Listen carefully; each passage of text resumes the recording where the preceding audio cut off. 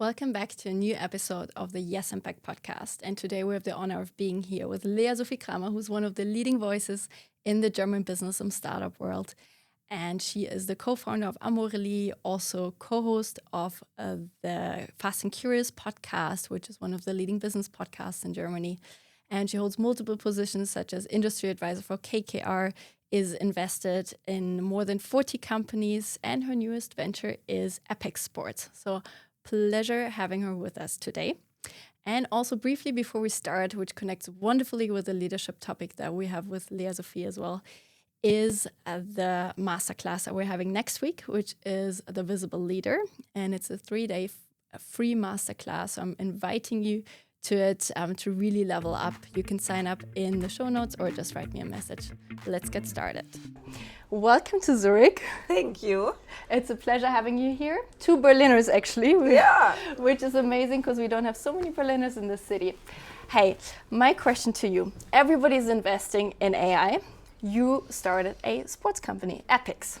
Tell me more about it. What started this whole process? When everybody else is going into AI, you going into sports? Exactly. I think it's exactly because of that. So you can either go all into AI, and we also use AI. We have an EPIX OS, which we've built and so on. So we enable our companies with AI. That's fine. But we actually believe that the more AI, the more you're going to have time to spend it in a way which is going to give you more than, just productivity and more efficiency and so on, but actual human social connection, actual playfulness and fun, and something where AI will not help for a long time, and that's moving your own physical body. The AI won't do that for you. That's still on you to do. And it's also a lot of fun to actually do that with friends. And so we said, okay, we're going to scale and invest in sports infrastructure. So we invest in sports brands who start a Padel company, a Bouldering company, pace race, which is kind of like a running race, kind of high rocks race for running. We look into Reformer Pilates right now. So basically everywhere where we see that you have a habit forming sport. So it's not like laser tag or indoor mini golf or those kind of leisure activities, but an actual sport which you make your own and where you go like 1 or 2 times a week and where you build frequency and kind of repetition and stickiness. And for those sports founders, we actually want to be the commercial founder. So we want to bring our founding skill set, which does not change if you found kind of an e-commerce brand or an offline sports brand. We want to bring that to those athlete founders and help them to scale their brands bigger. Because if you look at the biggest brands, then they're all US based, like Barry's or so on. They're all kind of US companies. And we have amazing European sports companies, but we need to be even braver and faster in scaling them. And that's what we want to do. Absolutely. What is your highlight from it?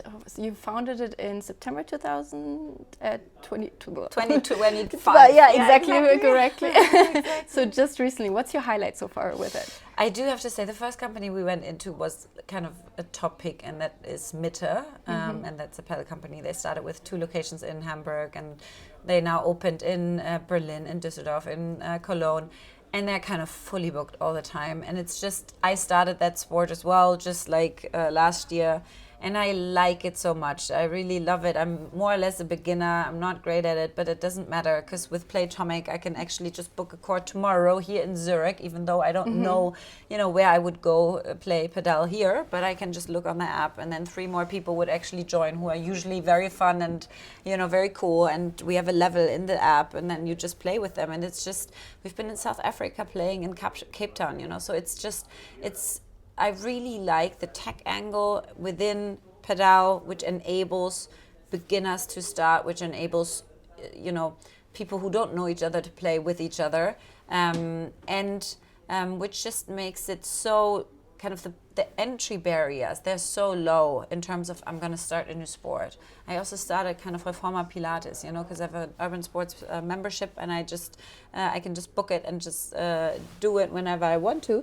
And I think those kind of easy access sports, they are really my passion and what I love about doing what we do so much. Because when I was younger, that didn't exist. You had to have, a Verband or like a Verein where you were a member, and it was really difficult to get in those kind of club associations in Berlin because they were all booked out. I remember, yeah. Currently, it's 14,000 kids waiting to be able to do sports in a club association in Berlin. So there's 14,000 kids on a waiting list, and it's crazy. So you just don't have the access and the capabilities and the resources to do it. And I think with our kind of pay-to-play models where you just book, and obviously, yes, it's more expensive than a club association membership. Okay, fine, yeah. But you can also stop. You can do it whenever, wherever. You're not linked to that one club where you need to go all the time to actually exercise your sport. So that's something which gets me really excited, and a way for me to kind of try out so many different new sports which I haven't been doing before, and it's a lot of fun. I love it. I love sports, so great investment. Yeah. I'm curious, actually, you've invested in 40 plus startups. We're both investing in startups. What is something that you're looking out for, and in what minute of the pitch do you actually decide, like, yes, that's it? So what I'm looking for also in the pitch, you mean? So I would definitely say that I am kind of looking and kind of trying to get to know the founder personality and what drives them and how much hunger and how much grit they have and why. So I try to actually understand the founder story and the background and the history of that person and why they actually do what they do, and what they've done before, because you can see so much of just the diligence and the discipline and kind of the I'm not gonna give up mentality within somebody's life, even if they haven't been a founder before, but you can see it in sports, for example, or in music or wherever. So I really try to kind of find out more about the founder. And then I do think, how big can this get? How much do they understand the market that they're operating in? How much do they give themselves permission to actually dream outrageously big goals? Because most of us European founders don't give ourselves permission to have this crazy, audacious goal, because we are like, that's unrealistic, we can't tell anybody that. But you need to have that kind of goal to be able to land at half of it, and that's still amazing. So and then currently I definitely look at kind of the whole tech stack and what is gonna be able to scale whatever they're doing in a faster way. Yeah, absolutely. When you look at your last 12 months, I know you've given a speech, I think 1 or 2 days ago, on like the top learnings or something like that. But if you look at yourself on your own development, what is something you discovered about yourself in those last 12 months? And maybe it's something very surprising for your younger self as well, which you never expected. Yeah, I definitely discovered that I do like being on the spot, and I also do like failing at something. So we founded EPIX Sports last year, so we also did fundraising last year. And the other companies I've built so far, and Curious, a podcast, media company, and then 10 more. And I've built kind of, with our own investment. So we invested ourselves, our own money, so we don't have any investors. So we didn't have to pitch anyone. So I didn't pitch and I didn't do fundraising for a longer time. And obviously with Amorelie we did. And now I had to kind of start it again. And I think a lot of founders have this love-hate relationship with fundraising, because you need investors, and it's so important to have the capital, but also the brains to actually help you. But then it's also really tough, because you do get just a lot of no's. And I think for me that was quite difficult in the beginning, because I thought, look at my, my resume in terms of like what I've achieved. I thought that that's going to count for something, which it does, but it also doesn't, because people, they look at you in terms of, are you skilled for whatever you want to do now? And yes, you've done great things, but that doesn't mean everything is going to be successful, and that's totally fine. But for me, that was a little bit in the beginning, like, okay, I'm going to have to step up my game here. And that's what I like about it so much, because you get no's and you have to actually deal with it, and kind of like somebody in sports. I love Novak Djokovic for that, because he's like, every ball I play, I'm going to be ice. I'm going to be unemotional. I'm not going to get too excited for the great throw, and I'm not going to get too down for whatever I didn't or I miss, right? So I'm just going to keep on playing. And I think that's a mentality which you can use very well in kind of fundraising, because there's nothing more honest than fundraising. People will or will not give you their money, but it's no like, I'm going to give you a little bit. No, it's just like either you're in or you're out. And there's also no, but I still think you're great. Well, but not great enough so that you actually invest, right? So it's very black and white. And that's what I really like about it. You can grow a lot, I think, or I am growing a lot, again, with kind of pitching and also being humble, and also not taking yourself too seriously and being like, I'm Lea-Sophie Cramer, you need to give me the money. No, they don't. Like, you're nobody and you're starting again. And you need to start from the bottom. So so I think that's very like a humbling and really cool process to be in.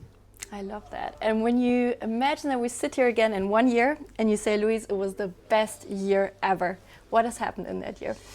I definitely hope that with EPIX we're gonna back another 3-4 companies within amazing sports venues.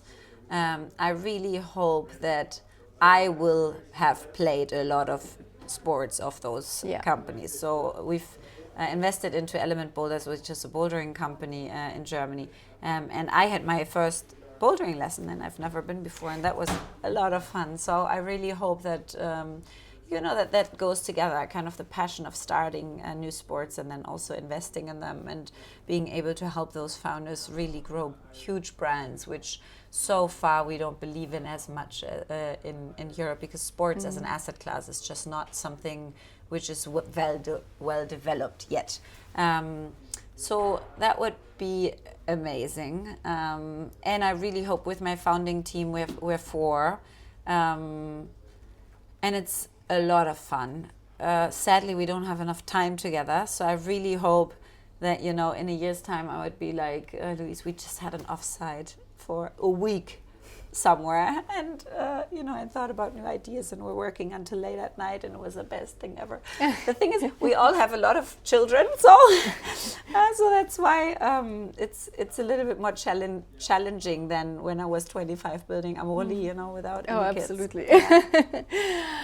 Hey, we both actually invest a lot in startups, and we also mentor them, especially female founders as well. I started in 2020 actually in Uganda, working with founders in very rural, very poor areas. And we also use blockchain technology there. But one thing I notice a lot is the shift in the different generations. So the younger founders, a whole different energy comes up. When you look at the younger, especially female founders, what is something you observe that really gives you hope for the next generation in the years to come as well? Oh, I have so much hope, especially in young female founders, and because of them I have so much hope. I do have to say, I just met yesterday Yael Meyer again, right, who started Zeem, and so like a Generation Z consulting company for corporates and for scale-up startups, whoever. And it's amazing because she has 3 kids. She's still in her 20s. She works with her husband together in that team. They are like 20 full-time people. She built it from scratch, bootstrap, right? So all of the things we used to say, don't hire your friends. Don't work with your loved ones because it's going to maybe ruin your relationship. Yeah. Don't make work your priority in life. She does. She takes her kids to work. It's a part of, that whole process. So what I really have hope in is that they did not, hopefully, listen as much to whatever older generations actually told them about how life is supposed to be, because from now on, the life we're gonna see, we all have no idea how that's gonna play out. So all the advice we've been given is kind of, you can listen to it, but you also can ignore it. It's like, you're gonna have to see. So I think that's something very positive, that they somehow got the message of, they have not figured everything out either. And we're going to try again and see what kind of work environment, for example, works for us and what's possible in terms of being a young founder, and what kind of setting is going to work for me. And then also I do hope that there's gonna be even more bravery, even more willingness to fail. I think that's one thing I'm a little bit looking out for. I do think they want to make it right, especially us women. We try to do a good job in things we do. And I think that's very, it's a great trait to have. It's a great skill to have. But the opposite is also necessary, that you go out and break things. And you also find breaking things for the sake of innovation.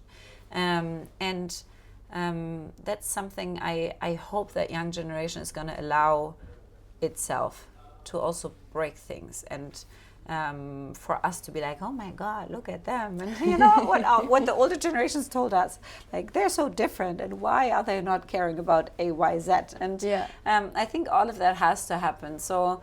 But generally, if you look at kind of the Fridays for Future and so many also activist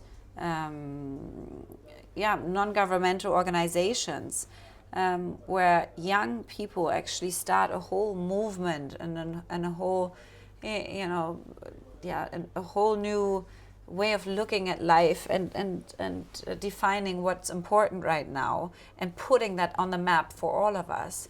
I think that's something which should give us a lot of hope. Yeah. I see you have a lot of passion there. I recently had another meeting with former President Obama about it as well, who's so passionate about supporting the younger generation and always has lots of advice. What is one advice that you would give them? I think that what I said earlier, don't be afraid to break things. Okay, and don't be afraid that older generations actually will in one point of time be like, oh my God, what are they doing? Because that's how it's how it's been and how it's supposed to be. You need to define what good looks like for your generation and the upcoming. Like, we have not figured everything out, and I think that's scary, but it's also great news. And so I think it needs probably more radical thoughts and ideas and innovations for, especially as European founders, to be able to make it in the future and to be able to, create defining technologies from Europe in the long run. So I think that would be my advice. Don't be too afraid to break things. Excellent. My last two questions for you. One is, if you look at your past investments in yourself, so not financial, but really in yourself, where do you think was the worst one? That's a good question. So the last investment in myself, so I thought that it's good to ground myself again, and I have been doing that with fasting. And so I had this idea of like, okay, I'm going to need to ground myself again, and I'm going to do a fast. And so I bought I think 250 juices for a juice cleanse. And then I realized I'm going to be kind of on the road for the next 4 weeks. So they all turned, unwell in the fridge. And so now, currently, I have 250 juices which have turned and gone bad in the fridge sitting there, because I thought that I'm in the state where I'm supposed to ground myself again and build it up again, because I love those kind of things where you pause your routines and you build them up again, so that you have a more positive outlook. So that was a really bad investment in myself. I think one of the best investments of the last years, I think, was definitely I did like a coaching Ausbildung, so like a traineeship, you can say maybe, over 2 years in Munich, in one of the oldest institutes for business coaching, and they train coaches, so you become a coach there. And I didn't ever want to be a coach, but I wanted to learn all the skills of business coaching, but also personality coaching. And it was like 10 weeks across 2 years. And until today, I think that was one of the best decisions of my life. Like, I left Amorelie knowing that there was a limit to what I can achieve, because I had not had the skills which brought me to that next level, Like Maxim Gladwell, what got you here won't get you there. So kind of that was my situation. And then I found exactly the solution I was looking for in that coaching traineeship. And so I think that was expensive, but also one of the best investments. Love it. And my last question to you, is there actually a question that you were never asked on a podcast that you wish somebody would finally ask you? And what is the answer to it? I probably have been asked many questions. But one question Verena just asked me, which nobody had ever asked me, which I thought was very interesting. So I just told you that after this, I'm going with a train to Milan, because I'm going to go, so Milano, and I'm going to go with my dad and actually spend a week of holidays with him. And she was like, so have you ever done holidays only with your dad? And I was like, no. But then she asked me a better question even, and she said, so what's the longest time you've ever spent with your dad alone? And I was so shocked, because I think it's less than 5 hours alone. Obviously with my mom and my dad, sure, I'm a single child, so right, but with him alone, I mean, we've had breakfasts where we were alone, but honestly, I think we've never been on vacation. I think we've never even had like a day in the zoo, just the two of us. I can't remember. And I do think that would count for many women, also men probably, that they didn't spend a lot of alone time with their dads. And I think it's actually really useful to do that. Yeah. I really hope, I don't know yet. I'm going to drive there this afternoon. But I thought it was just crazy that I couldn't answer like, yeah, we spent 3 days here, or I don't know, or 5 years ago we had a day where we went swimming, just the two of us, or anything. Like I didn't come up with anything. I thought that was a shocking answer to a shocking question. This is going to be a fascinating experience. Do you have like a hobby together or something that you're going to do? So my dad is also a psychologist, and he's also in business. So that's what we definitely obsess about. But I do think we have one thing which grounds both of us, and that's kind of, taking in culture and taking in museums and all of the things which have less phones and less speed and less people. Hopefully it's not that full yet, but I think that's going to be really nice. So we're going to travel around and actually go to any cultural sites we can find, and probably not even talk too much about it, but just stand there and take it in, and but it's nice, even if you don't talk and you're just together. It's different than being alone and not talking, just stand there and taking it in, which is also nice. Yeah, I think that's probably a question which I never get asked, like how much alone time do you have, or something like that, right? And what do you do with your alone time? And do you enjoy it? Yeah, exactly. And I mean, sleeping, obviously that's one, but then like actual active alone time where you're awake and you're just with yourself and you're not working or whatever, but you're actually not doing much. I think that would also be a good question for the next podcast.